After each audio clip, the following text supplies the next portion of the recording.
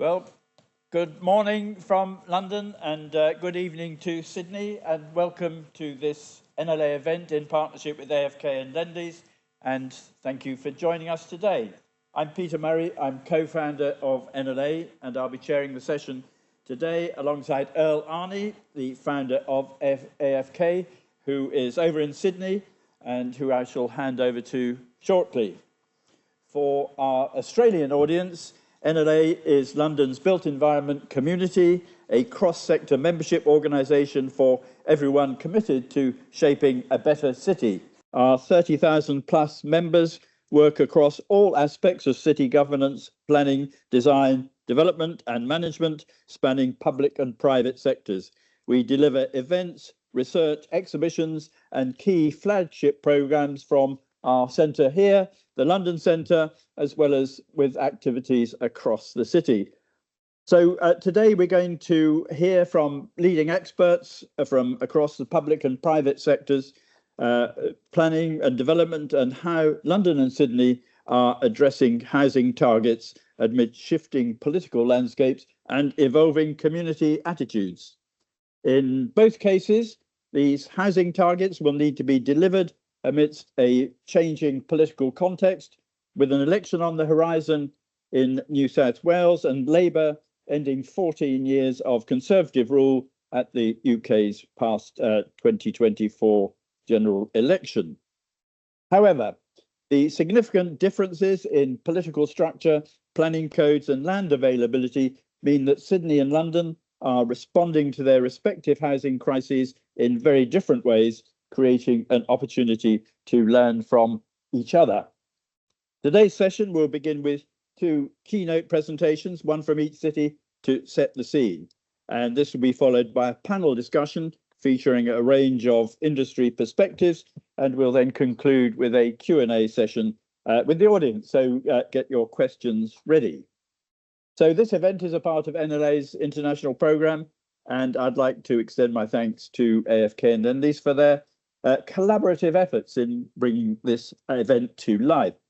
So we're going to take about an hour and a half, and then the people in London are free to stay in the London Centre and have a look at the content and the models here. So now I'd like to hand over to Earl in Sydney, who will give a brief presentation and introduce our first keynote speaker today. So Earl, over to you.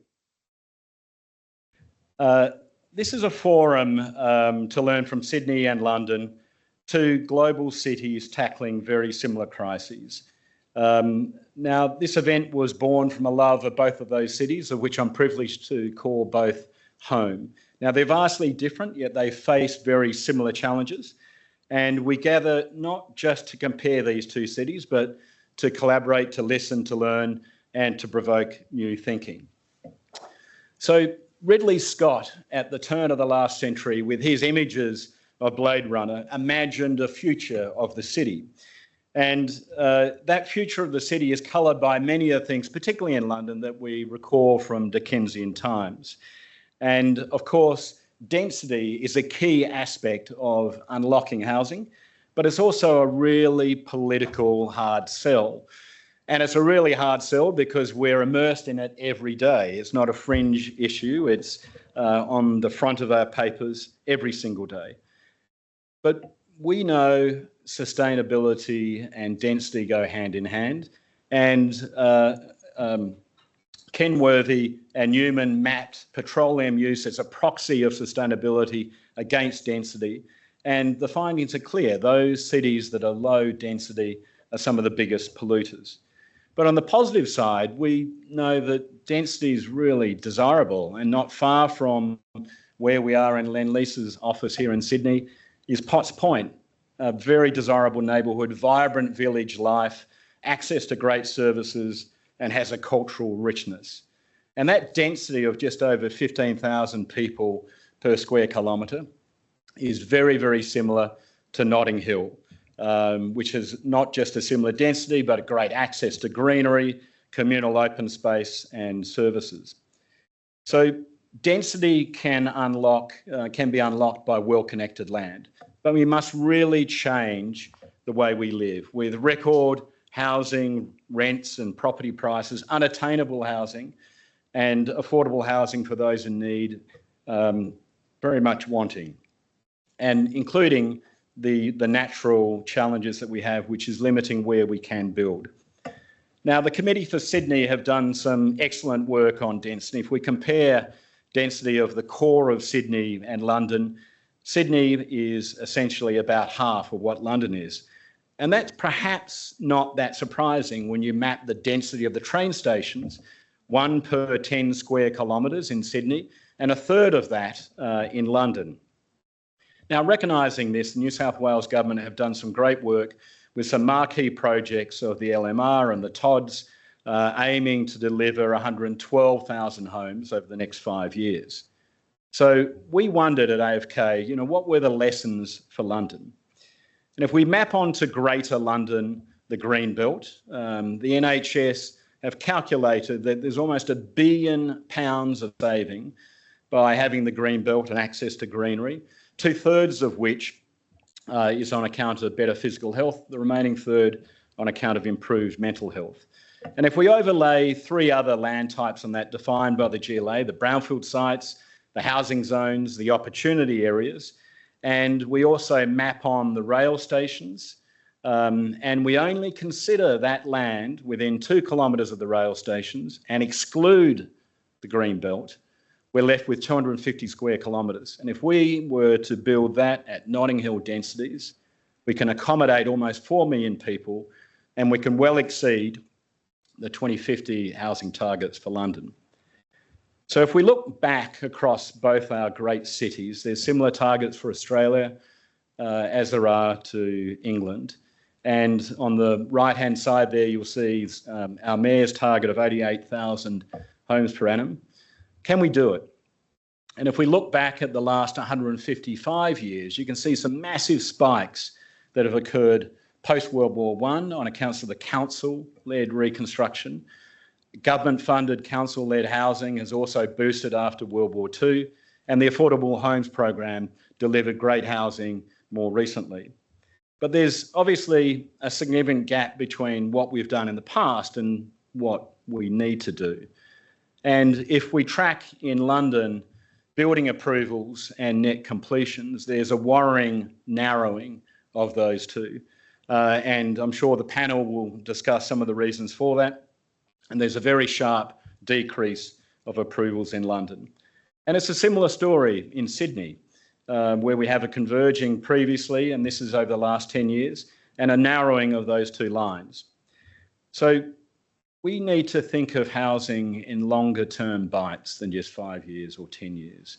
And perhaps we need to think of housing as infrastructure, because we know that housing ministers, particularly in England, come and go, and political targets shift according to public whim. And if we're able to ring fence the provision of homes, maybe that's one step forward. So we have a fantastic array of panellists here today.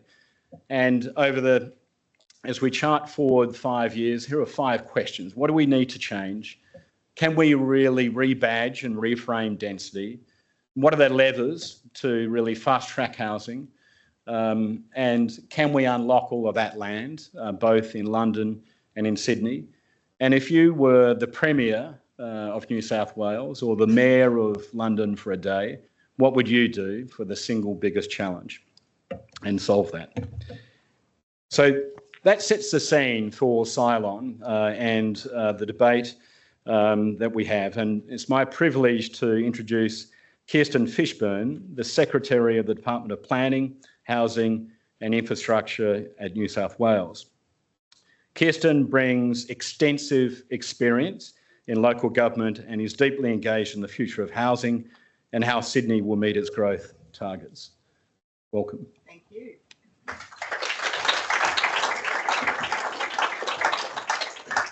Thank you, Earl. So good morning to London and good evening to Sydney. I feel like I'm hosting Eurovision, starting that way.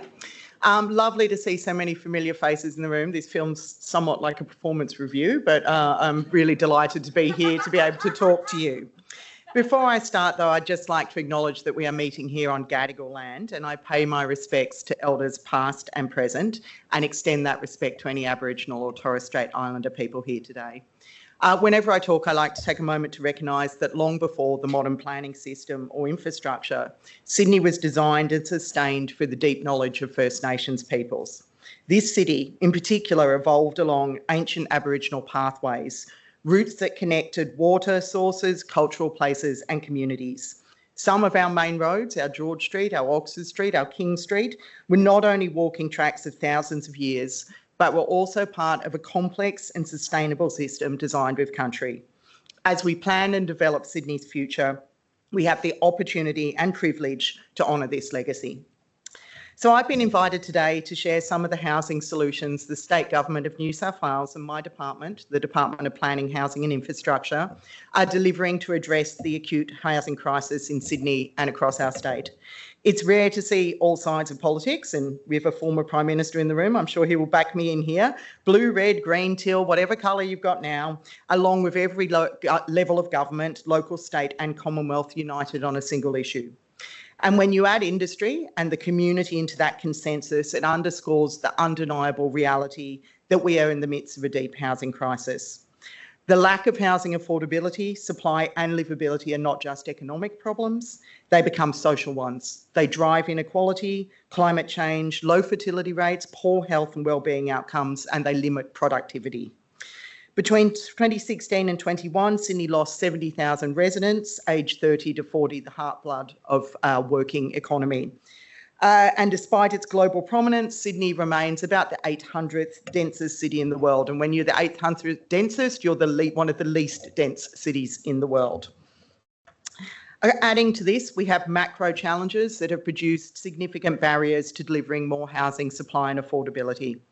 High cost of construction materials, which increased 30% over COVID, shortage of labour and trades in construction, and interest rate increases. Today was not the news I was hoping for.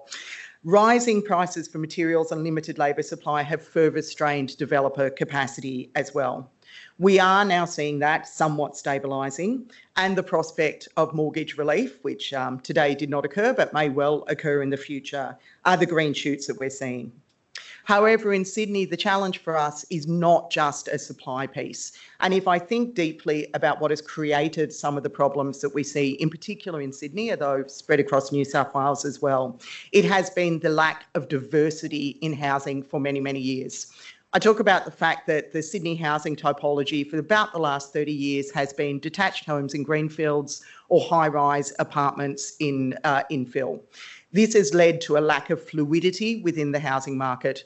If you're a downsizer and you want to stay in your suburb and you're in a 5-bedroom home, there is nowhere for you to go because there has not been terraces, there haven't been manor homes, there hasn't been 6-storey apartment builds that are attractive to you. That fluidity impacts up and down price lines as well and has a direct correlation to the housing affordability piece that we have in New South Wales. So the reforms that I'm going to take you through, and I only have 10 minutes, I could talk about this for hours, my poor staff are stuck with it constantly, not only look at housing supply, they look at the diversity piece as a critical piece of the puzzle to both get more housing there, to make our market more fluid, and to therefore start to tackle some of the housing affordability. We are second only to Hong Kong in Sydney for the cost of housing. While we are both cities with great dim sum, I would rather we weren't sharing another quality with Hong Kong as well. We talked about the National Housing Accord. This is an initiative between the Australian government, all states and territories and local government as well, to deliver 1.2 million well-located homes over 5 years. And I just want to call out that distinction because if you read the paper, we're held to account for 75,000 per annum. That's actually not what we are measured on. We're measured on the 377,000 that we get to in a 5-year period. I will use this analogy because I've discovered that all planners love cricket, and I can see some of my favourites over there. What we are in is I'm going to get this wrong, David, a test match, not a one-day. Did I get it? Yep, thank you. Okay. So we're being measured on what we can deliver over 5 years. That is important because the policies that we have put into play are actually about not only that 5-year period, they're about ensuring supply for about 15 to 20 years in Sydney and New South Wales to make sure that the next Secretary of Planning, and we all have short shelf lives in this particular job, isn't standing up in front of you in 5 years' time talking about the next wave of housing crisis. So it is an ambitious target, but we are determined to do whatever we can to tackle it and to rise to the challenge, because it's not just an academic exercise. And I sometimes think the way it is portrayed is just, you know, striking off houses as though you're sitting in a jail counting down your days. This is about people being able to get into homes. It's about families being able to stay together. It's about essential workers not having to travel 40 kilometres or 2 hours a day to get to the jobs that are so critical for everybody's quality of life in Sydney. It is real. So what are some of the housing reforms we have brought into play? Probably the one that has got the most media attention is the Housing Development Authority, and I'll get it out of the way nice and early. Yes, I am on the Troika, as it is generally called. And this was launched by the New South Wales government in January to start delivering fast-tracked, well-located housing by streamlining planning approvals for major developments. There has been industry concern and to some extent community concern about the capacity or willingness of some areas of local government to look at apartment dwellings and to approve things or to determine things in a timely fashion. The HDA is a direct response to that. However, it is actually not a sledgehammer to crack a walnut. It's a very nuanced piece of policy. It would have been totally up to the Minister for Planning to create a SEP that would just bring in any housing over a certain CIV into the department as SSD, and that would be done. That actually takes away from the opportunity for great councils to work closely with developers and for development community to have a optionality within the planning system. If you're a developer, and I can see many of you in the room, and you get on really well with your council, and believe me, there are some that is the case, so I often get laughs when I make that line, but you know, there are many councils who do a terrific job and in fact are faster than our department. Sorry, David and Ben. If that's the case, you're welcome to stay with your council and travel down that pathway. If you wish to come in as state significant development, and we have a level of rigour sometimes that councils don't have, which to be frank, I'm proud of, then you can put in an expression of interest to be considered as a state significant development. The HDA will consider those expressions of interest and make recommendations to the Minister for Planning to call them in as state significant. That can be an SSD major residential, 60 million CIV in Metro Sydney, 30 million CIV in the regions, or it could be an SSD with a concurrent rezoning, which is another change we've implemented into the system. So if you've got land that you've been holding for a few years, the market has changed, development opportunity has changed, you can look at your rezoning at that time. When we first planned the HDA late last year, and David will be particularly familiar with this, we got data from how many developments of this scale got done in the state each year. It's about 80 to 100. So I proudly marched into the Premier and Treasurer and said, oh, well, we won't get all of them. Some people will stay with councils. So we'll probably get about 75 a year. We've had over 500 applications in a 6-month period, so my maths is clearly not fantastic. We're expecting about 1,000 by year end. It's been an enormous stimulus into the development system. That certainty and confidence of coming into the state has made a significant difference. Over 157 proposals have already been declared state significant. 56 Secretary's environmental assessment requirements have been issued. And 1 development application has been lodged and has come off exhibition, and I'm hoping for determination fairly soon as well. Just a few words, because I think it's important to stress, just because you're in an SSD pathway doesn't guarantee an approval.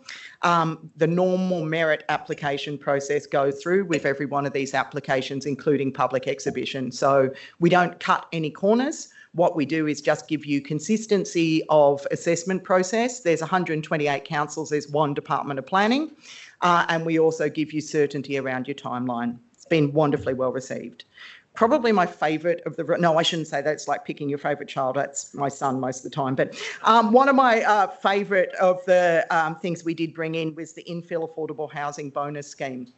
This provides developers with a 20 to 30% uplift in height and GFA if they commit to 10 to 15% affordable housing managed by a CHP for 15 years, 30, 30, 50, 15. Really, really proud of this one. 126 infill affordable housing projects have been issued with SEARS. The reason I am so proud of this is in the absence of this policy, these affordable homes would never have existed or been considered. It's inclusionary zoning done in a way that realises market-led housing, but also delivers affordable housing into the system as well. 21 have already been determined, representing up to 1,410 affordable homes. Let me repeat again, these would never have existed in the absence of this policy. It's one of the best pieces of policy that I have seen come out of government, and I'm obviously blowing my own trumpet, but to make sure that the affordable housing stock in New South Wales is beautiful, is well delivered, is salt and peppered into other communities, and is there in a way that doesn't impact on development feasibility is a level of nuance that I'm very proud that we brought into the department. We've also talked a lot about creating opportunity through rezoning as well. We have rezoned more of Sydney in 18 months than has been rezoned in decades altogether combined. This has been done through two main policy directions. The Transport Orientated Development Program, or the TODS as we call it, and every time I think about the TODSEP, it sounds like some type of disease. The TOD program is really about providing a 15 to 20 year horizon of housing supply. It will provide benefit during the housing accord period, but it will have a much longer lead time. There's two key components to the TOD program: accelerated precincts, which are 8 priority high zones. This is where you will see your 40 to 50 storey towers in areas where they are suitable for them. And then the second, which is the TOD provisions, which is capacity for more mid-rise housing and mixed-use development. These are really important because they are about sweating the assets that you already have. I'm not repeating anything that the Treasurer wouldn't say, but it is a constrained budget in New South Wales at the moment. There is not a lot of money for new infrastructure. It's very easy to get more homes out of the ground when they've got rivers of gold for infrastructure. That's a given. When you don't have that, you need to be smart and strategic. And each of the TOD sites was selected because there was already still latent capacity on whatever rail line they were on. Sewer and water were already available. The schools could service at least 5 years to give schools infrastructure time to plan into the future. So they're about taking the assets we already have invested in as governments and sweating them to allow for increased housing and density. Our other reform, which has been a bit of a sleeper reform, but I actually think it is the most significant in terms of how you change the look and feel of Sydney to make it a more denser city, but to do it in a way that is density that people can accept and that they can live with, is the low and medium rise reforms. These allow more housing permissibility, which captures that missing middle piece, that endless missing middle piece that everyone's tried to crack. It does say something about the fact that community is now accepting of the fact we need to build more homes and we need to build more density. That when we came out with the low and medium rise reforms, and I knew there were 171 locations that these were going to apply to, I did not sleep the night before then because no one has ever said we're rezoning 171 centres in a day in the history of planning, to my knowledge, and I expected that we would get some criticism, which is fine. Constructive criticism is always welcome, even in the Department of Planning, where normally the criticism is not constructive. But it seemed like, we knew we had to do it. We knew we had to go hard. We knew we didn't have every opportunity, but it felt really scary. When it came out, I think we got a few criticisms that we hadn't zoned more. That was about it. Otherwise, people were broadly accepting that the controls were proportionate to what would be required to create a more dense Sydney, but one that people wanted to live in, one that prioritised public transport, one that prioritised active transport, and one that looked at where services were already available so we could utilise our assets as well. In the first stage of the rollout reform, dual occupancies became permissible in low density resi zones across 124 of the 128 councils. 4 missed out, 2 of them flood terribly, 1 of them burns, and the other one, all there are to, was next to a sewage treatment plant. So we kept those out, but otherwise across the entire state, dual ocs are now permissible. That's a great opportunity as well for people who are asset rich but cash poor to look at retirement income, to have their families near them, to build up a different way of lifestyle. I remember very clearly when I was at Liverpool, people really wanted dual occupancies because people wanted to live with their families. So it's a lovely thing to be able to invest back into New South Wales. Stage 2 of these reforms expanded the permissibility of other key housing types: townhouses, terraces, manor homes, 4 to 6 story apartment builds, that low to medium density, all the things, all those cities in the world that we say, gosh, that's a beautiful city. Go and count the number of stories, and I guarantee you it's between 4 and 8 wherever you go. That's across the 171 centres. Again, places where they were well serviced by transport, even if that's just buses. I shouldn't say that. Buses are great, right? Transport are very proud of their buses. Where they have supermarkets and where they have services and facilities. So places where people already want to live. Density done well in that case as well means things that are beautiful, things where you've got shop top housing, so suddenly you've got your cafe or your pizzeria that you weren't going to realise before.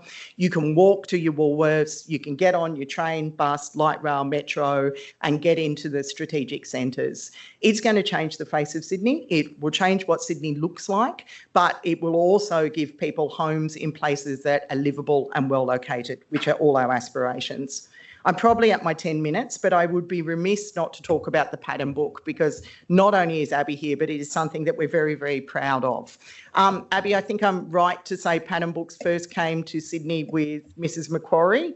So it is a long part of our history.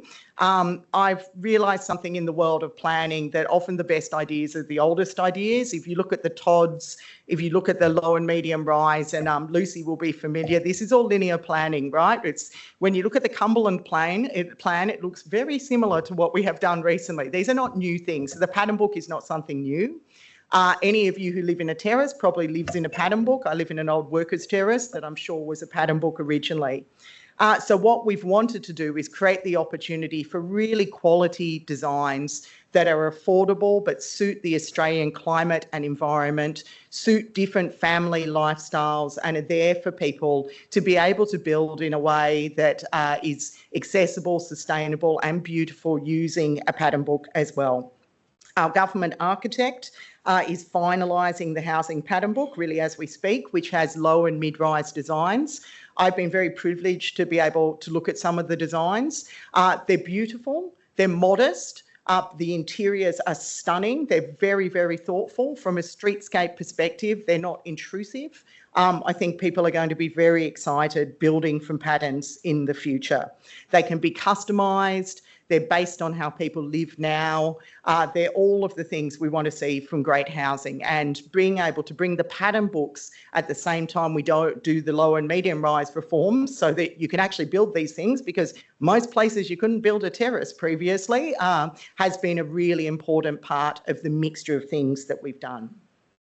All of those things, though, of course, come into play by making sure that we keep an eye on being able to deliver the infrastructure, social, community, all of the things that people need. It's not just sewer and water, it's making sure you've got your public parks, it's making sure we're talking to schools, it's making sure we understand active transport, all of those things as well. So underpinning all of the work we've done in our rezoning and our reforms is a sophisticated urban development program that understands the infrastructure needs of Sydney now and into the future, which means we're able to prioritise, which means the first thing you learn as a council general manager is you build the park before you build the suburb, because or else you spend the next 5 years taking phone calls from aggrieved parents who aren't able to get their kids on a slippery dip, right? We can start to get all of those things right. We can harmonise our rezoning with our infrastructure. It's a big, bold, ambitious program. We are very proud of what we're doing in Sydney. We'd like to learn as well from what people are doing in London and from other places as well. I thank you for your time and for your support of the department. There's many people here who have helped us shape policy, who have been supportive, who have done that constructive criticism, which we value so much as well. Thank you.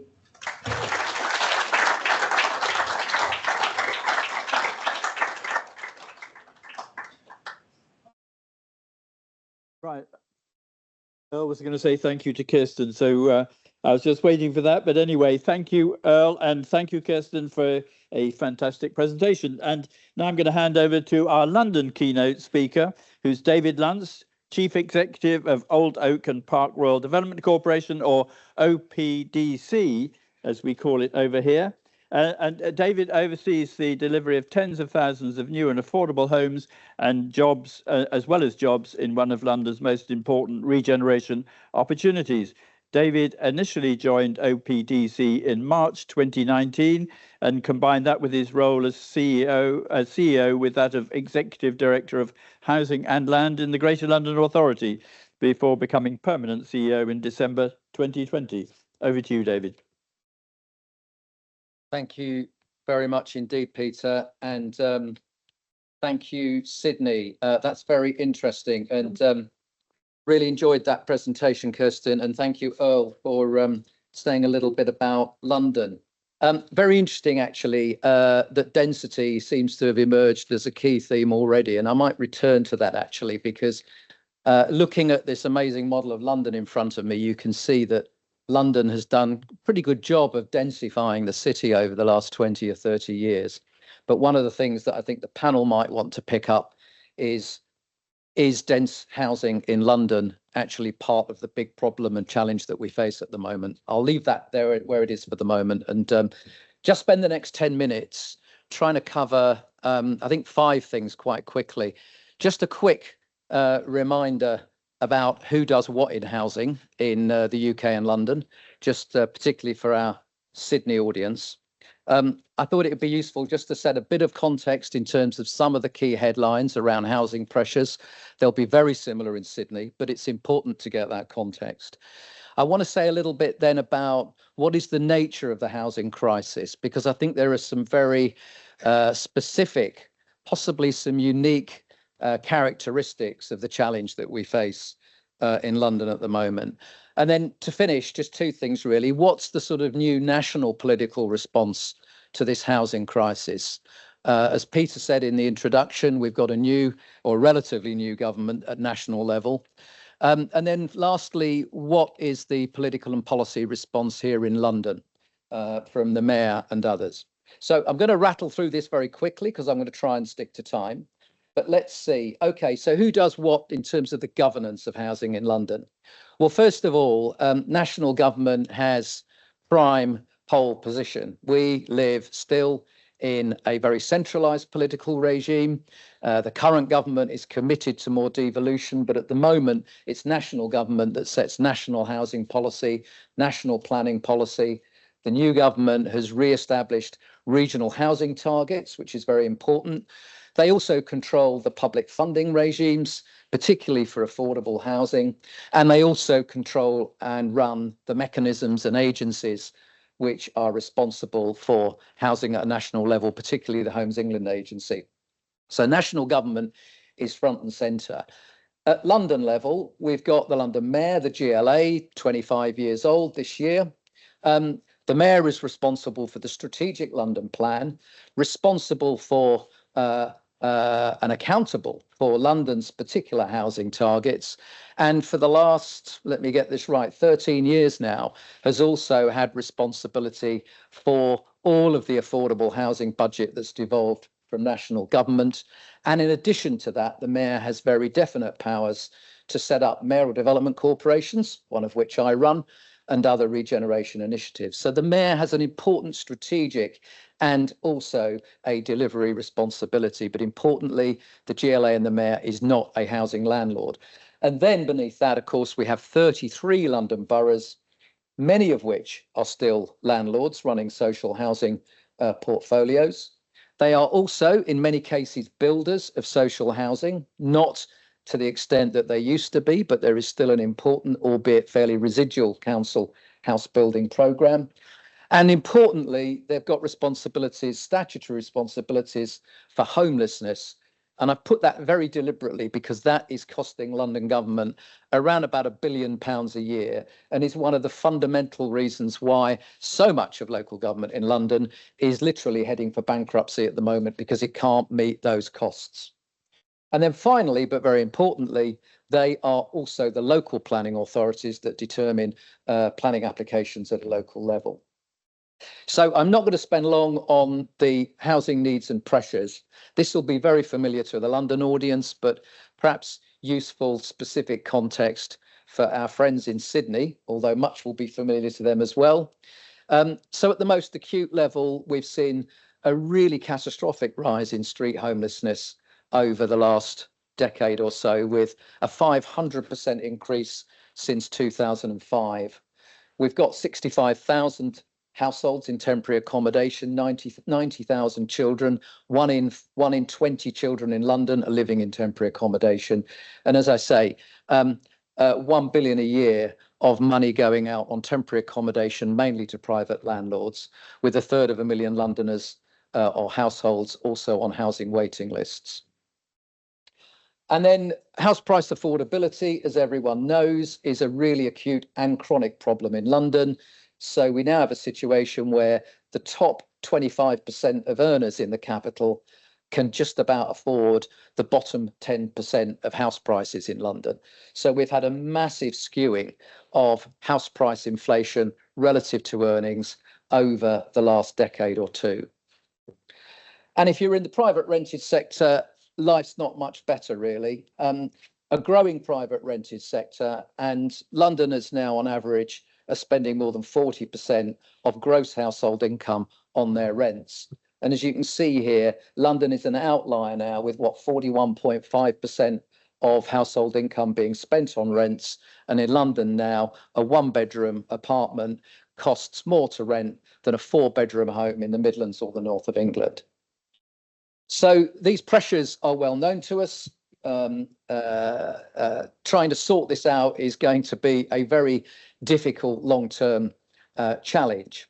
And we've already seen, I think, we saw a slide earlier showing the historic delivery of housing in London over the long term. And we, I think, saw on that graphic that there's only been one time in history, actually, when London has got anywhere close to the new housing targets that government have set for the mayor of 88,000 a year. It was back in the 1930s when we didn't have a modern planning system, when we had new transport infrastructure, when we had record low interest rates, and we had all sorts of characteristics which don't really apply today.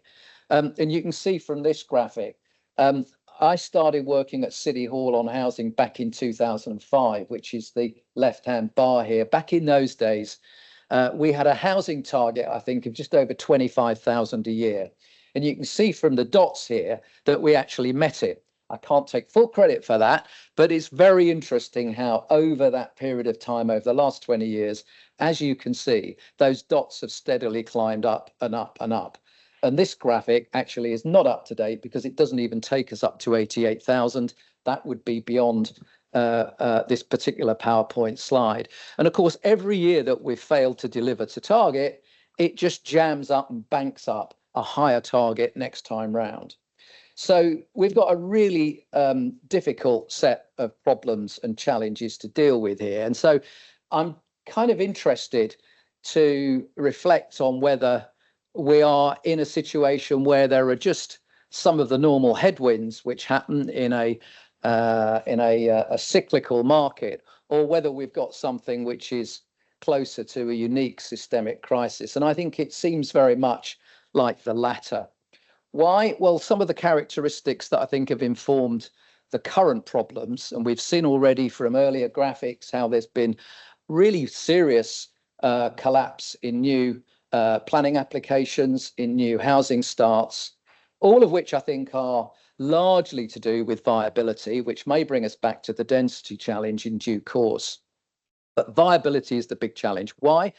Because the demand side subsidy that sustained a lot of the market interest in building over recent years, the Help to Buy programme, which in London meant that new buyers of new stock could get a 40% discount. That really turbocharged an awful lot of new build. That's gone. We've had a really record period of very low interest rates post-COVID. So we've actually had a very good time to buy, and that's no longer the case. And as we are seeing at the moment, it's taking a very long time for interest rates to climb back down again. We've had very high build cost inflation, and very importantly in London, again back to the density point, of course, the capital costs of building in London mean that you're locking up a lot of capital at risk for a very long time compared to the more suburban out of London markets where you can literally build a couple, sell a couple. So we've got particularly acute problems here. And that's compounded, of course, in London by the new fire safety requirements that we've got post the Grenfell disaster. The need to redesign schemes with double staircases, the need to get through the building safety regulator, which is causing immense delays at the moment, and no immediate sign of that being sorted out. And then just to compound things, of course, while market housing is struggling, of course, that means that the cross-subsidy model, which housing associations, who have been the main builders of affordable housing, as well as market housing in recent years, that model no longer works for them. So the cross-subsidy model that supported and sustained so much social house building is really being very badly undermined. And then just to add three final points, we're seeing, of course, that what has been, I think, very successful in London in recent years, which is a fast-track planning threshold that the mayor introduced. So applications with 35% affordable housing did not require viability assessments. That, which produced so much planning gain, Section 106 contributions for affordable housing, that is also struggling because of the viability challenge. And as we've seen as well, local councils struggling with financial breakdown because of temporary accommodation costs. And then again, it's been alluded to, the need really to pump prime a lot of fundamental infrastructure, particularly things like the Bakerloo line extension, extending the DLR into East London, are going to be really important to unlock housing. So just to finish then, because that's all a bit doom and gloom, but I don't think there's anyone here that wouldn't recognise most of those characteristics in terms of where we are at this point in time. Well, the national government, of course, has embraced heroically, I think, a national target to see 1.5 million new homes built within their parliamentary term. They are, what, a fifth of the way through that term already? And they're not really getting to the 300,000 a year that they need to. But nevertheless, there are a raft of reforms that national government are driving forward, which should give us some cause for cautious optimism. So lots of planning reforms, streamlining planning, delegating more to officers, digitising planning. Very importantly, Greenbelt release. I'll say more about that in a moment. Also a new interest in new towns, strategic settlements and urban extensions. And we're all looking forward to Sir Michael Lyon's report, which is due out very shortly on that.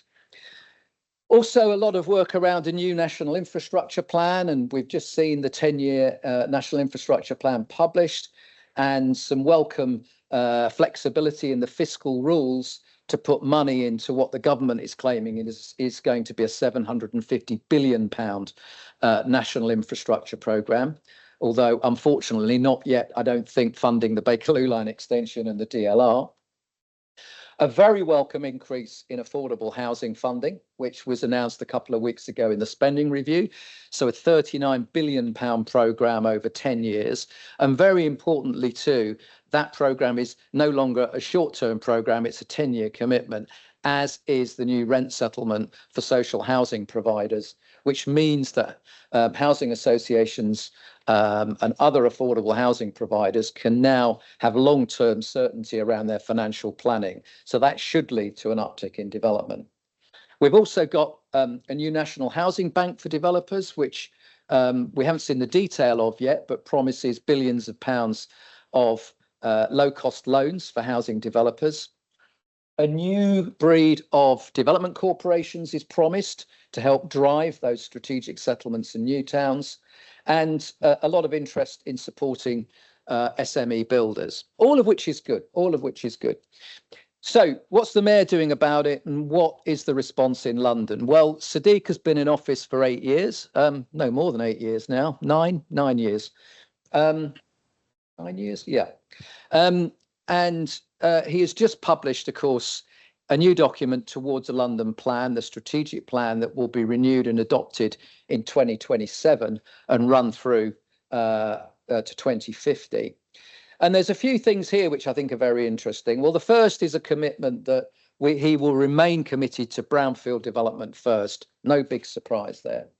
No big surprise either that he wants to see affordable housing as a top priority, with a particular emphasis on low-cost social rent, as well as key worker housing. And it's worth bearing in mind, of course, that low-cost social rent is the most expensive to build in subsidy and the biggest challenge in viability. But nevertheless, I think that's important because London not only needs more housing, but it very importantly needs an awful lot more social housing. A commitment of sorts in the document to think again about those planning thresholds, the 35% affordable housing. Is there a need to flex that to deal with the current challenges around viability? And it'll be interesting to see what he finally says about that when the draft London plan is published.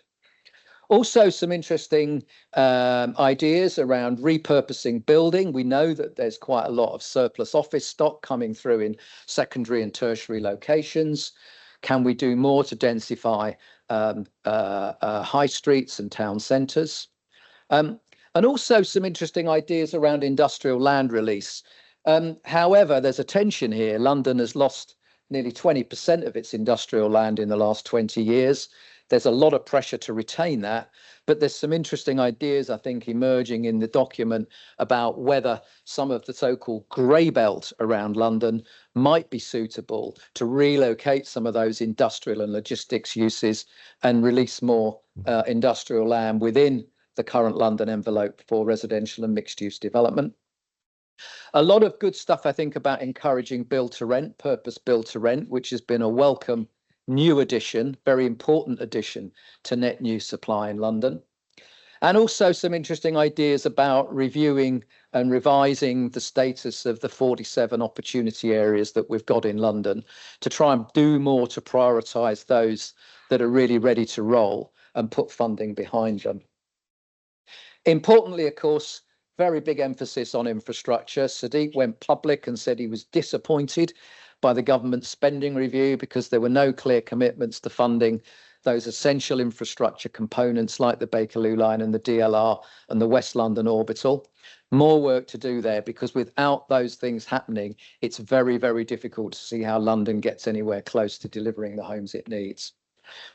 But Sadiq has embraced the government's decision to review the Green Belt, possibly the bravest political decision on planning that government and the mayor has made, and is looking very actively at whether there is scope, or where there is scope, I should say, for major new settlements of up to 10,000 new homes or beyond, if you like, new towns in and around London.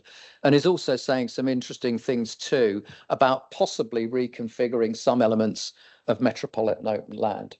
So those are some of the straws in the wind, I suppose, if you will.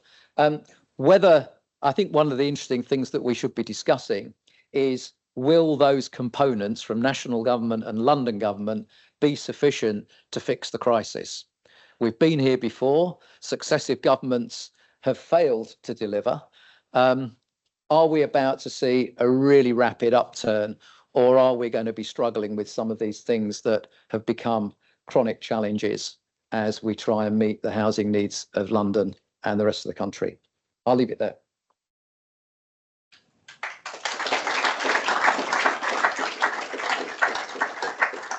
Well, thank you very much, David, but that was a bit depressing, wasn't it? So anyway, so we're now going to discuss some of the issues which have been raised this morning. And so I'd invite our panelists here in London to come up to the platform, and I'm sure there are some comfier seats than we've got here by the look of it in Sydney for the panel there to join us. So our panelists here are Claire Benny, Director of Municipal, Gary McCluskey, who's the Managing Director of Global Design at Greystar, and Nick Watson, Director at Lendlease in London. And then in Sydney, we welcome Eamon Waterford, CEO at the Committee for Sydney, and Kimberly Jackson, who's the Executive Director at Lendlease. So I'm going to start with a question to Claire, but I think that to say, if you take the cricket analogy further, to a certain extent, what we need here in London is baseball, really, because we need to deliver 1.5 million homes over 5 years, which everybody thinks is impossible. And that was the same. The first Test match against India this year looked impossible, but we reached it. But we never made the 600 target that India set England last week. So we need to do something fairly radical. And Claire, there are a couple of cities I'm aware of that have actually solved their housing crisis, Singapore and Vienna. What is their sort of magic thing which is going to help, which could help us perhaps? Well, interestingly, Vienna started solving its housing crisis just over 100 years ago, and it invested a hell of a lot as the city in its own, interestingly, intermediate housing, which now comprises 35% of the city. So if we want to solve the housing crisis here, we probably should have started 100 years ago, but we can't do that. Interestingly, I was looking up growth generally. I hate targets because they're just fantasy numbers that people make up. What I prefer is what's actually happening. And I've just been looking at London and Sydney, interestingly. They're roughly the same square metre area. 152 versus 168 square kilometres. They actually have roughly the same housing target. I think you mentioned in Sydney you've got 75,000 a year. I realise it's not a straight line. And in London it's 88,000. But the big difference between the two is the population. Sydney around 5.5 million, I think, and London around 9 million. So what does that mean? It means you've got twice the land to solve your problem. Fantastic, because you've got twice the target that we do. And what I mean by twice the land, obviously you've got the same amount of land to solve the problem, but you haven't got as many people in it at the moment. But your target is actually massively more challenging than ours, because you're adding 3.4% a year to your population, as it were, and we're only adding 2.4. Who's succeeding in this space? So London and New York are only adding 1% to their stock at best at the moment. Cambridge, 2.2%. Well done, Cambridge. The people who are really knocking it out of the park, and never mind targets, this is actual growth, are Canadian cities, as I understand things. And I've looked up why that might be. They're adding almost 3% to their housing stock. Stronger economy, stronger demand. That's just a massively key underpinning to everything. There's a lot of immigration going on, so they've actually got people to build the stuff. You're allowed to do much higher densities. They've got far fewer conservation areas, etc. They're investing a heck of a lot in transport and infrastructure, and they're doing a lot of office to resi in their big cities. So I think there's quite a lot of lessons in there from Canada. I just wanted to say one more thing. In fact, David pretty much said everything I was going to say, so I'm left with almost nothing to say. However, I'm just going to rattle through 8 points of what I think we need to focus on here. I think public land has to be a massive focus, and that includes CPO, compulsory purchase orders. So basically, the public sector sequestering land, which they've done in emergency situations many times before. Hugely unpopular in the UK, but my God, it's powerful. I think we need to devolve more money to local authorities and allow them to use working capital. There are many cities in Europe where Stockholm, for instance, spend billions of euros remediating land, master planning it, and then selling it to the private sector. We just don't do that here. Or not as much. We've got lots of land, buy stations inside and outside London, and golf courses. There's a guy called Russell Curtis who's done all sorts of analysis showing where we can develop that higher density. I think we need to do more good office to resi. We're doing terrible office to resi conversions at the moment. I really want to know why it costs so much to build here. If there's someone in the room that knows that, compared to other countries and quite possibly Sydney as well, that would be useful. Do we need more migration? Yes. Is that going to happen? That's going to be pretty difficult, I think. And should we be pushing high rise is my final comment. I know we talk a lot about it. I'm not completely sure. And the only way I would be massively in favour of a lot more high rise is if older people downsized into it. Thanks. Thank you very much, Claire. Now we'll move to Sydney and ask Eamon for his responses. We've heard lots of problems and solutions. What's your take on what you've heard this morning? Thank you. And I'm conscious that in speaking to a Sydney and a London audience, a whole bunch of stuff that will sound very very obvious to a Sydney audience, but might be useful for a London audience. First, just a quick clarification. That 75,000 target is for New South Wales, which has the state, which has a population of about 8 million. So we're probably, our target is, I think, roughly similar to London's in terms of a proportion. It's about 50,000 for Sydney on a population of about 5 million. But it is remarkable how similar the challenges in London and Sydney are. I mean, the topics at the very least, we are grappling with industrial land and the need to bring industrial land at the same time as build a lot of homes. We are grappling with feasibility challenges. We are grappling with, whilst we don't have the same Grenfell fire and fire safety challenges, building safety standards and increased demands in that space. We are dealing with rapid demographic changes with a lot of the same challenges that London is dealing with in the post-COVID era. But I suppose on almost every one of those measures, we have a very different starting point from where London is. We are worried about the proportion of social and affordable housing, but whereas in London, I think it's somewhere around 19% of all housing stock is social and affordable housing. It's only 4% in Sydney. So we start from a very different location, a long way back. We would love to be in a position where we're discussing whether a affordable housing and inclusionary zoning target of 30 to 35% is appropriate. At the moment, we're looking at affordable housing targets of somewhere between 5%, 0%, 10%. When we're very lucky in high density areas, perhaps we get 30%. And on private land, on public land, we do a little bit more. We are also grappling with the need to provide the infrastructure to support the housing. Kirsten mentioned the Transport-Oriented Development Program, which is fantastic, and we're densifying around train stations, at least that's the intention. But we have far fewer train stations than London does to respond to that.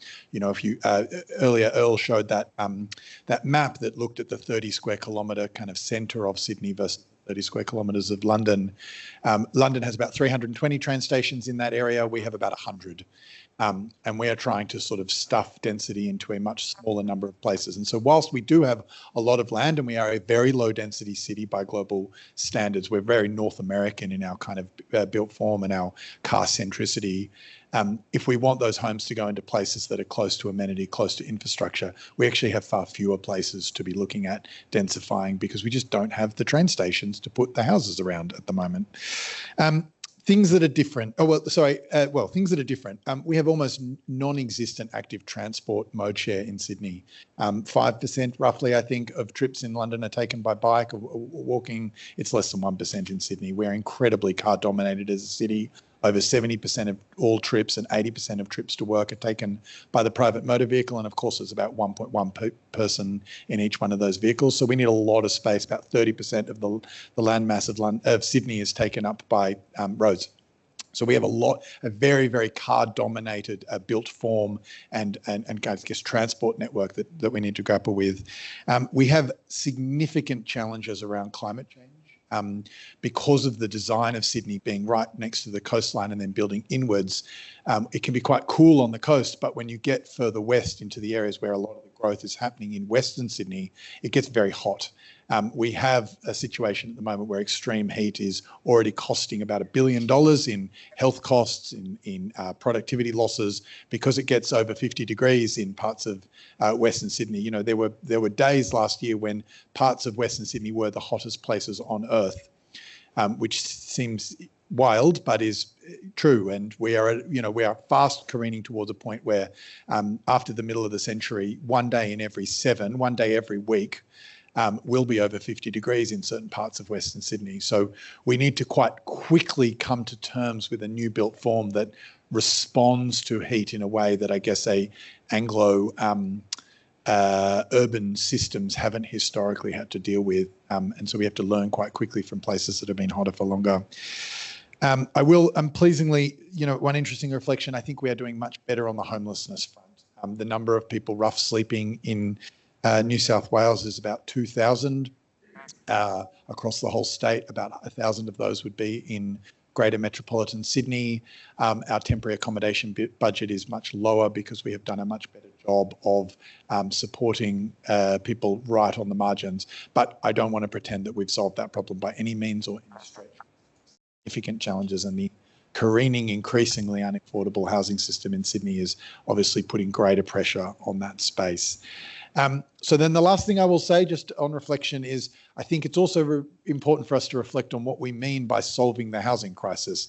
And this is kind of the elephant in the room when we talk about housing at all bases, is actually we don't stop to define what solved looks like, what success looks like in this space. Is it there is a house for every person? Is it that people are spending only 30% of their income on housing?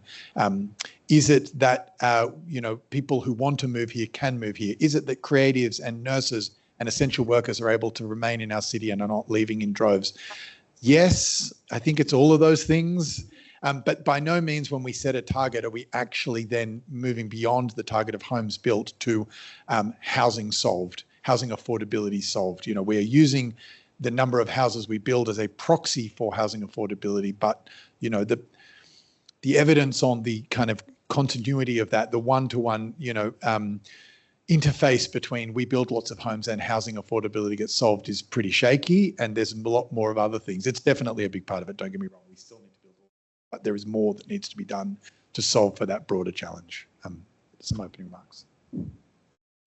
And back to London now, and Gary, if you want to respond to some things you heard, but also I'm very, very interested to know your views on uplift from Sydney, which is quite interesting, but also David talked about potential changes in the New London Plan to viability and the 35% requirement for Section 106. I mean, what are your thoughts? I think, it's different.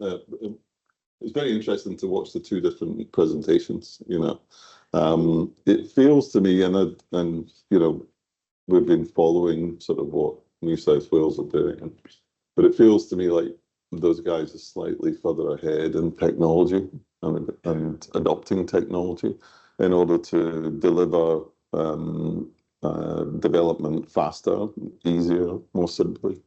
I think it was really interesting that they have a development agency that is focused on working with developers to deliver that housing. And, we have had a number of development agencies that have been successful in delivering housing on time.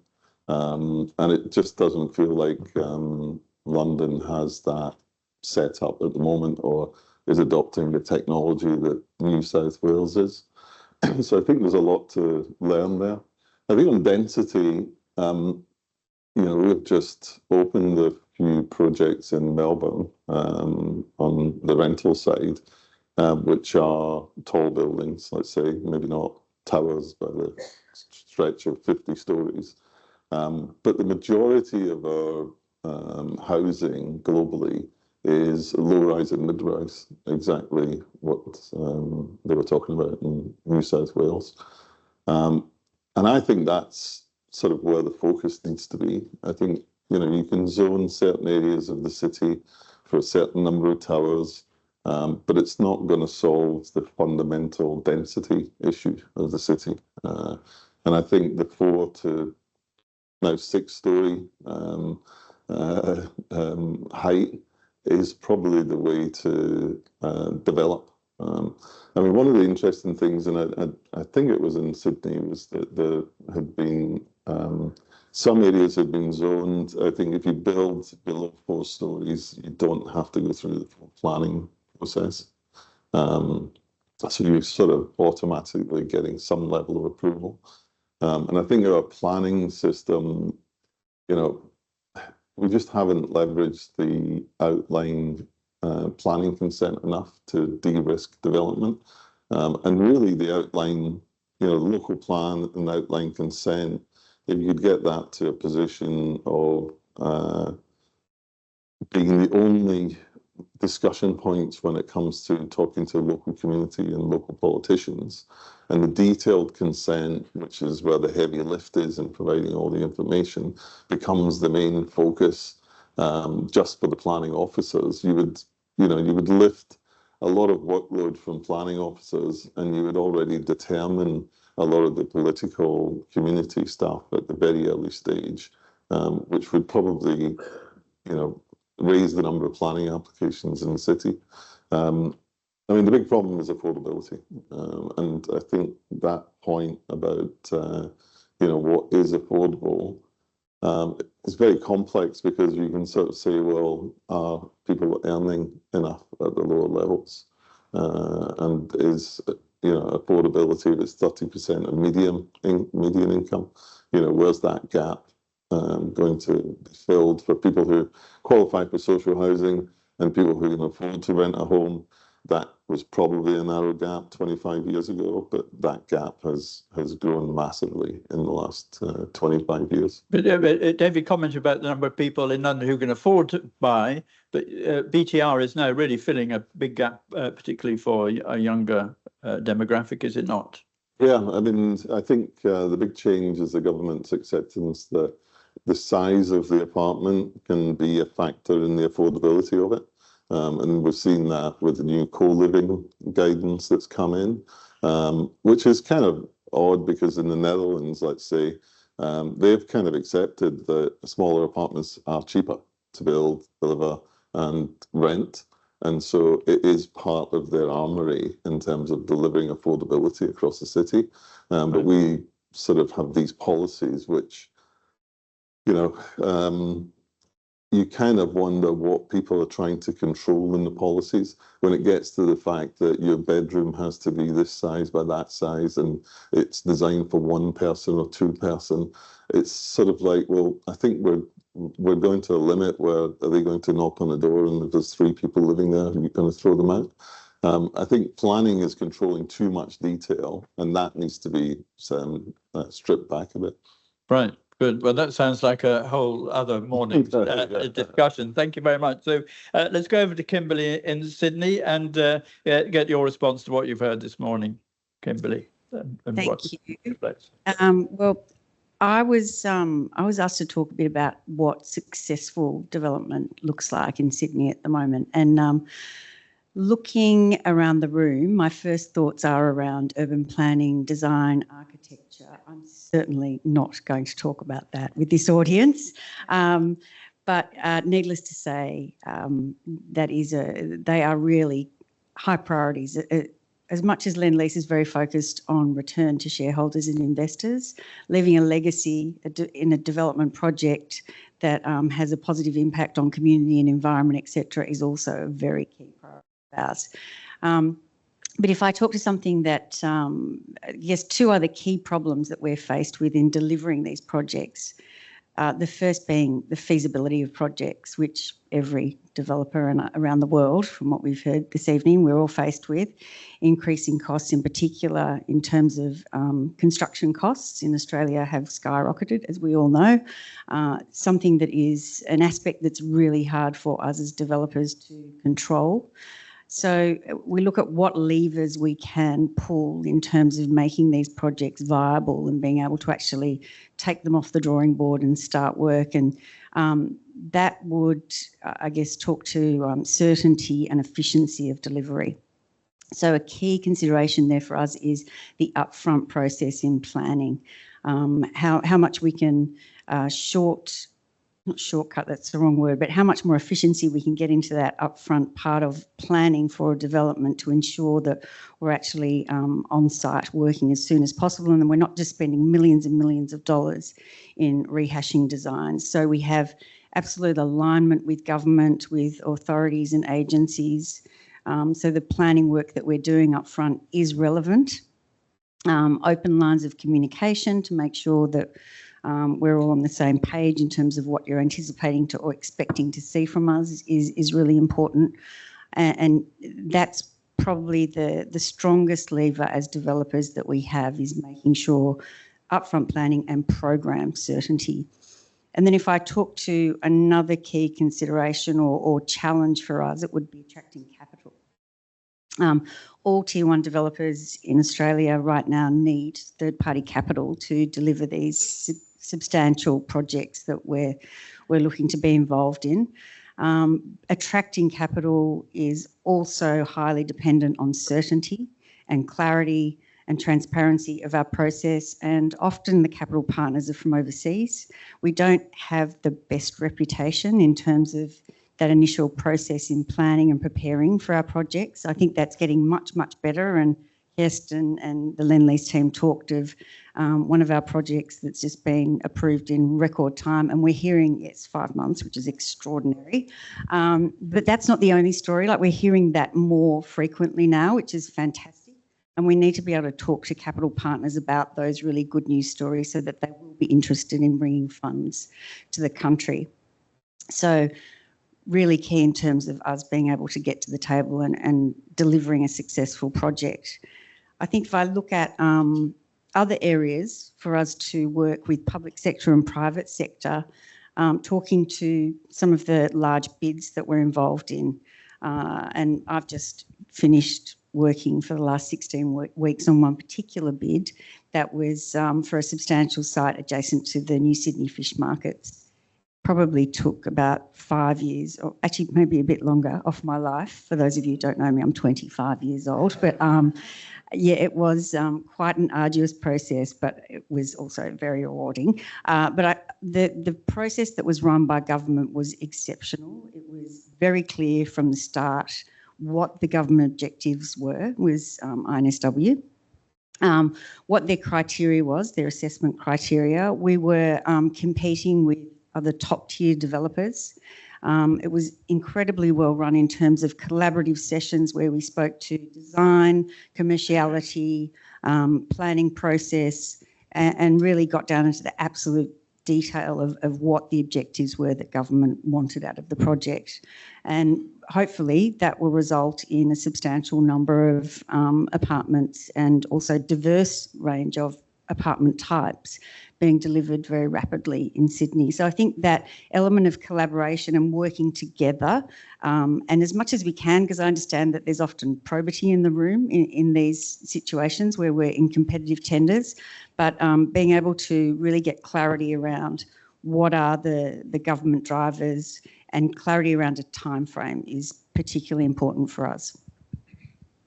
Great, thank you very much indeed. Now, our final responses from Nick, if you'd like to respond to what you've heard today, and then we should have a bit of time for questions from the audience. We'll see if we can get two from each side, so get one ready, and Nick, over to you.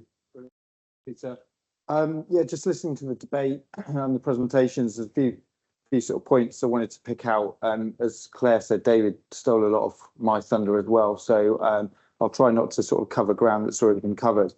And just coming back on one of Claire's comments about why does it cost so much, I certainly haven't got a silver bullet to that, but I think the infrastructure costs certainly here in London are extreme in terms of large scale delivery, but even smaller scale delivery as well. And building at height is hugely complex, particularly with the second staircase and the Building Safety Act that's come in. That come in for the right reasons, but add a huge level of risk and uncertainty as well to the programme in terms of how long it's going to take projects through the Building Safety Regulator. So that's a real challenge for developers and contractors and obviously the whole supply chain. We haven't really talked about, and we've talked a lot about affordability, but we haven't talked about affordability beyond the development period. And with complex buildings and large infrastructure, you get much higher service charges as well. And we're seeing residents and would-be buyers being a lot more cognizant and aware of the running costs of their homes, the service charges associated with it. So you're starting to think much harder about what those operational costs look like, I think will become a bigger factor.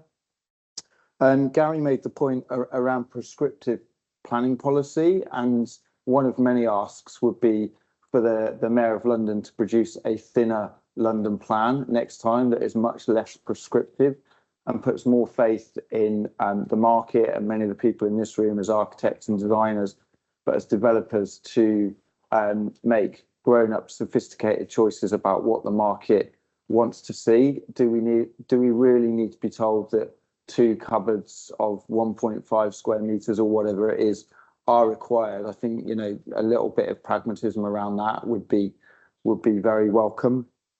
The point from Kimberly around attracting capital, I think, is a really important point as well. And that takes us back to confidence in delivery. So if I go back to some of David's points around infrastructure and the Bakerloo line extension and the DLR, to name but 2, for slightly selfish reasons with Elephant and Castle and Thamesmead on Lendlease's books, capital partners want to know not just is that going to come forward, but when is that going to come forward? And the changes that we've seen to the extent of High Speed 2 outside of London, you know, those aren't useful messages for capital partners when suddenly the government decides that it's going to stop High Speed 2 at Birmingham after all, and Leeds and Manchester can make do with what they've got. And then to finish on, I suppose, a slightly pessimistic note, but I will try and finish it with a high point as well. David's challenge, if you like, around is it a systemic crisis or headwinds? I think there's a risk we're at an inflection point. There was a huge burden being placed on the industry. We're dealing with macroeconomic pressures that are hard to predict with global politics. I think both government and you know, bodies like Homes England need to be mindful of that before putting an ever increasing burden on the industry at large, because that as well is hampering delivery. It's restricting the level of interest we see in terms of people coming into the market. So we haven't talked about the capacity of the industry, planners, architects, building control officers, you know, broad development professionals coming into the market as well, which is as much of a challenge as the viability issues as well that we've covered. Great. Thanks very much. Well, that just gives us 10 minutes for some questions. And have we got a couple of people here who'd like to ask a question? One there. Okay. I've just, since we've been hogging the airways for the last 10 minutes or so, I'll just ask Earl if there's anyone there who wants to ask a question. I'm sure there are. Questions from Sydney. Okay, we have one down here. We've got a microphone coming your way. Thanks very much, Earl and everybody. Stephen Mee, former Global Chairman of Right Liver Bucknell. The question I have for the panellists is, do the authorities need to start changing their thinking about the order in which approval information is required? In Sydney, we have, assuming the planning's in place, a DA application, development application, construction certificate that will enable commencement of construction, and then the occupation certificate for usage. We need to get capital into the system, and we need to get it in sooner. There are so many onerous requirements for a DA. We need confidence sooner that the envelope is approved so the fund can come into the system. And then all of those onerous requirements, such as fauna and fauna studies, stormwater studies, road and traffic, all of those things that consume... We've only got a few minutes, so could we have a question rather than the statement? Is that possible? Can then be placed to the end. So the question is, you know, is there support from the panellists for the authorities to rethink their approach to the upfront requirements for development applications? So, sounds like a response from your end, Earl. Eamon? Oh, thank you. Big fan of the RLB Crane Index. I'll just start by saying one of the great global benchmarks of construction activity. Maybe. I mean, it's without a doubt. Like, do we need to be moving quicker? Yes. I think there are potential sort of risks with something like that you actually get moving on a project that has not done its due diligence and fact, some of those studies are quite important and are actually materially, significant in whether a project can commence or not. But I'm not a planning expert, and in fact, I would hazard a guess that I'm not in the top 100. But Kimberly, Can I just add a question to that, which is kind of like, in about 1998, there was an attempt at deregulation of the planning system by dividing construction certificates and development applications and building certificates. Now, the intention behind that was really good, but I'm worried that, with, overdoing fire safety regulations, although arguably you could never overdo anything, but if you overdo it, you'll never build anything. Whether that attempt at deregulation has actually had adverse consequences, because the complexity of getting from a DA to a construction certificate. We've only got a few minutes left. Questions rather than statements, please. I'm asking if Peter, there's any support. It's an excellent question that plagues London in particular with the changes to the Building Safety Act. And that, as well as the first question about the complexities of DAs, is probably something that Gary may wish to address. Okay, Gary. Building Safety Act has caused a complete collapse in housing delivery in London. Not because of the regulation, but because it was never piloted, tested, understood incredibly well before it was launched. And that, to me, is sort of unforgivable because it's now stopped a lot of housing that could have been delivered.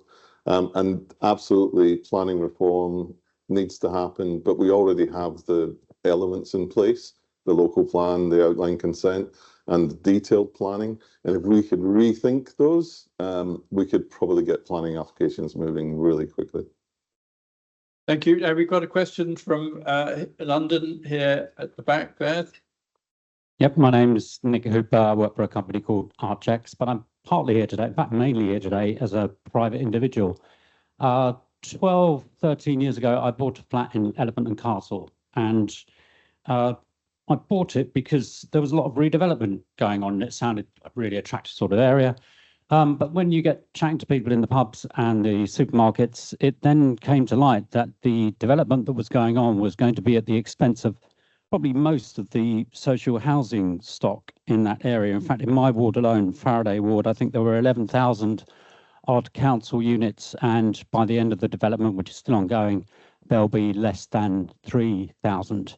It strikes me that social housing is the key to all of this, really. It's the key to market prices being driven up because of lack of housing stock. It's the key, certainly the key to homelessness. So and could you put your question to? Yes, I'm certainly going to put my question. With what we ended up with, of course, in Southwark, was a fight between developers who were trying to keep the number of social housing units in a given development down, because viability, which was mentioned earlier on, is very important, and local civil society groups trying to push that up. How are we going to fix that? Because it's that, ultimately, it's that conflict that is pushing down affordable homes, not just in London, but everywhere.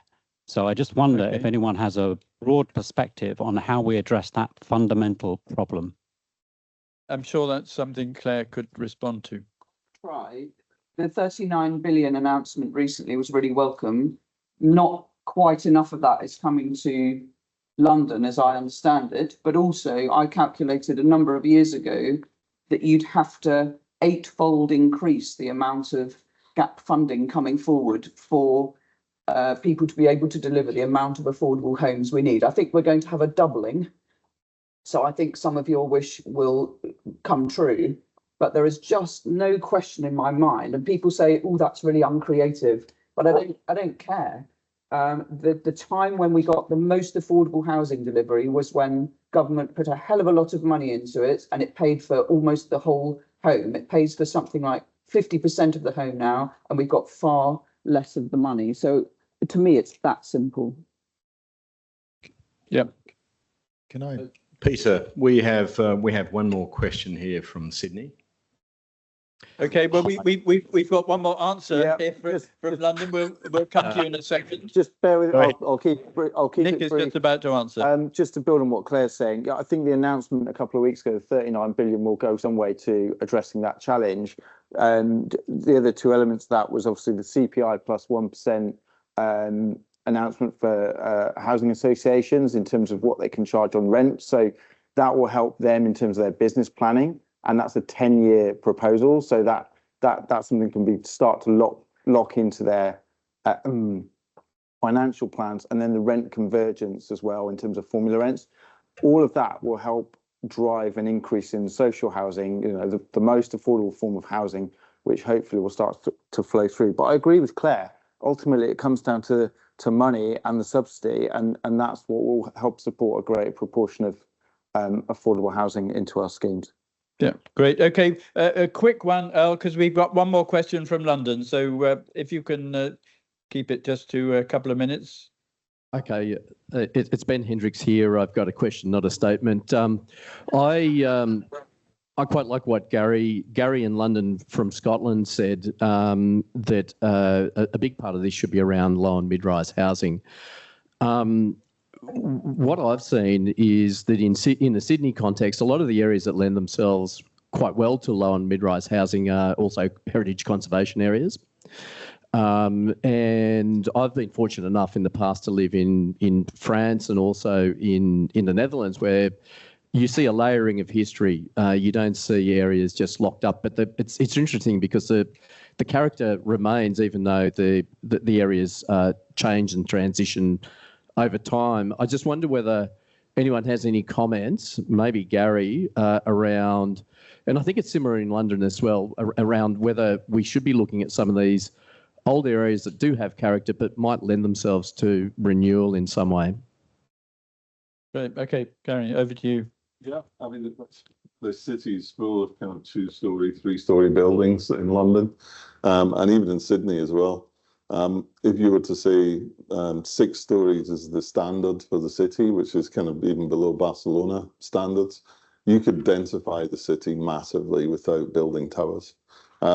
And I've lived in the Barbican, which is a tower development in London, and I've lived in a Georgian apartment that's kind of 4 stories. We can see from our data, people prefer living in low to mid-rise than they do in towers. I mean, it's just, that's the preference. And so as you probably still develop towers in specific zones, but I think that we've got to reconfigure a model for density that works from a streetscape perspective. Thank you very much. And one final question, Paul Finch. A great compare and contrast exercise this morning. I wonder if the panelists from both cities would agree with my observation that in Sydney, the system seems to be based on a sunny upland view of the world, and it's based on carrots, whereas in London, we look at anybody who's providing housing in quantity, we beat them up, and we basically run an operation on sticks, which is why we've got an appalling crisis. Very good. Okay, well, let's have one answer from each side. So who from the London panel would like to respond to that? Nick, I think probably you get beaten up. Yeah, I feel a little bit beaten up. Yeah, I wouldn't.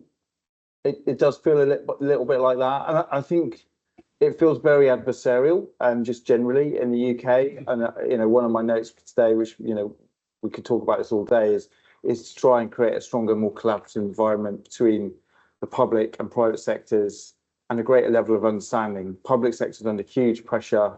Finances are really tight. You mentioned temporary accommodation costs going through the roof, adult social care, etc. But so is the private sector, and that level of if we can increase the level of understanding around some of the tensions, that might help strengthen the relationship.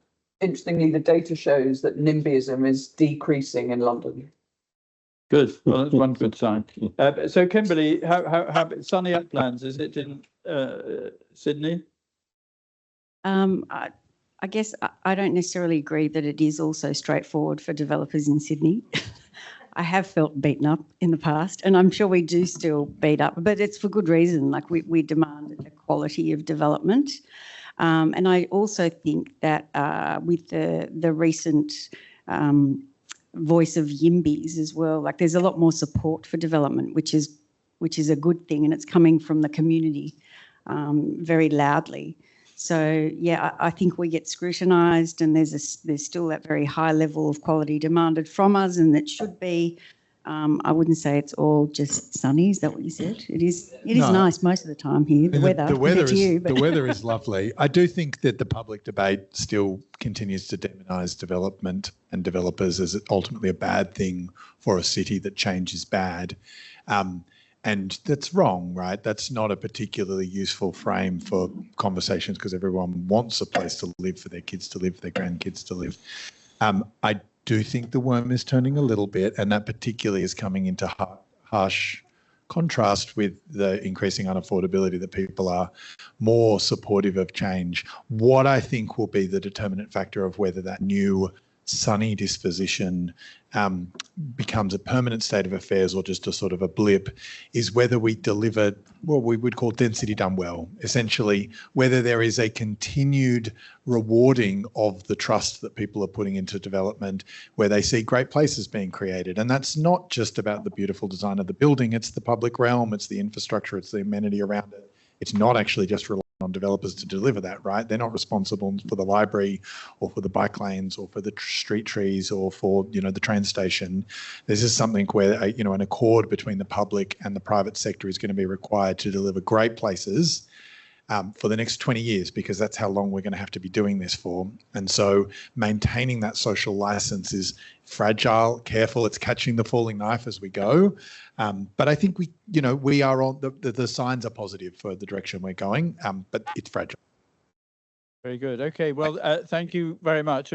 We started with Earl talking about density, and yeah, I know in Sydney you can actually see have been looking at pictures of our model here, and I think as you look at the model, people who don't like tall buildings say, well, London is a low-rise city, and actually, although we have got groups of tall buildings on this model, you can see that large amounts of even central London on this model it's still a low-rise city. As you get further out into outer London, even more so.